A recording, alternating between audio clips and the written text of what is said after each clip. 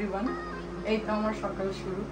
আমি সব কিছু করে ওদের ফ্রেশ করে ব্রেকফাস্ট করিয়ে রেডি করে এখন বেরোচ্ছি দুজনকে নিয়ে। ছোটোটাকে স্কুলে দিয়ে বড়টাকে নিয়ে স্পোর্টস ক্লাবে যাবে, আমি নিজেও করবো। দেন বাকি কী কী হচ্ছে সব কিছু। চলো, লেটস গো, বাই। গাড়ি চলে এসছে বাইরে, ওরা বেরোচ্ছে। এই যে আমাদের গাড়ি, আমরা গাড়ি থেকে যাচ্ছি। 10 মিনিটের মধ্যে পৌঁছে যাবো।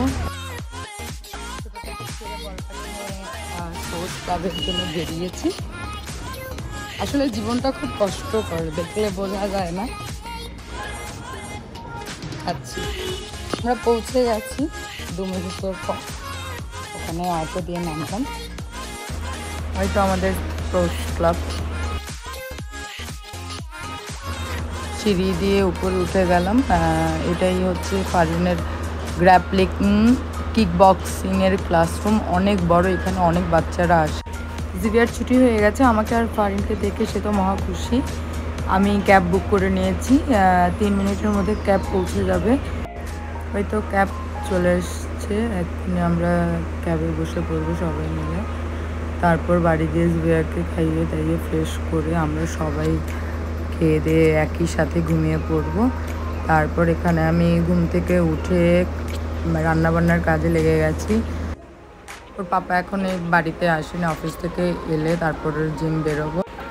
সে থাকলে খুব সুবিধা হয়, সে হাতে হাতে সব কাজগুলো এগিয়ে দেয়, নয়তো একা একা সব কিছু করা পসিবল হয় না।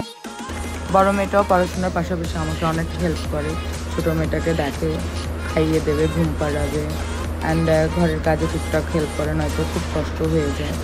ওর জন্যই অ্যাকচুয়ালি আমি জিমটা কন্টিনিউ করতে পারি। ও আমাকে খুব মোটিভেট করে, অ্যান্ড বলে মা তুমি করো, আমি জিভিয়াকে দেখে নেবো। এখানে জিভিয়ার পাপা চলে এসছে, জিভিয়াকে আদর করছে। জিভিয়া ওর পুরো নাম বলতে শিখেছে, সেটা পাপাকে বলে শোনাচ্ছে। 1 2 3 30 অব্দি বলতে পারে, অ্যান্ড ABCDও Z অব্দি বলতে পারে। সে পাপা তার কপালে একটা চুমো দিল, সে তো মহা খুশি। আমাদের এখানে দেখতে পাচ্ছেন অ্যাকচুয়ালি আমরা কোথায় বসে আছি, আপনাদেরও মনে কৌতূহল হতে পারে। অ্যাকচুয়ালি আমাদের গাড়িটা সার্ভিস সেন্টারে দেওয়া আছে। আমাদের গাড়িতে কিছু প্রবলেম হয়েছিল, তো অনেক দিন ধরে সার্ভিস সেন্টারে দেবো ভাবছিলাম, বাট দেয়া হয়নি। তো আজকে নিতে যাওয়ার কথা, তো 2 দিন আগে দিয়েছিলাম। তো আরও বললো কিছু কাজ বাকি আছে। তো আমার হাজব্যান্ড তার 2টো বন্ধুকে ডেকে নিল, তাদের সাথে অনেক দিন ধরে দেখা হয় না, এই সুযোগে তাদের সাথে একটু দেখা হয়ে গেল। তো আমরা অ্যাক্রোপলিসে বসে কিছু টুকটাক খাবারের অর্ডার করে নিলাম। তো তারা আমাকে জানতে চাইলো তুমি কিসের ভিডিও করছো। আমি বললাম ব্লগ। আমার বর হাসছে। আমি বললাম তোমরা এরকম করো না, আমাকে মোটিভেট করো। তো সুদীপ তো আমাকে বললো যে হ্যাঁ দিদি তুমি করো। তো আমি বললাম ঠিক আছে, তাহলে তোর একটা ক্লিপ নেই, তাহলে আমাকে বলবি কেমন হয়েছে বল। সে বলছে ভালো। তো আমাদের গাড়ির ওখানের কাজটা শেষ হয়ে যাওয়ার পর আমরা গাড়িটা নিয়ে বেরিয়ে ওখানে কাজ শেষে আমরা জিম বেরিয়ে গেলাম। তো এই তো আজকে আমি জিমে ঢুকে আজকে আমি ব্যাক করব। তো গাইস, আপনাদের যদি আমার ভিডিওটা ভালো লাগে তো অবশ্যই লাইক শেয়ার কমেন্ট করতে ভুলবেন না।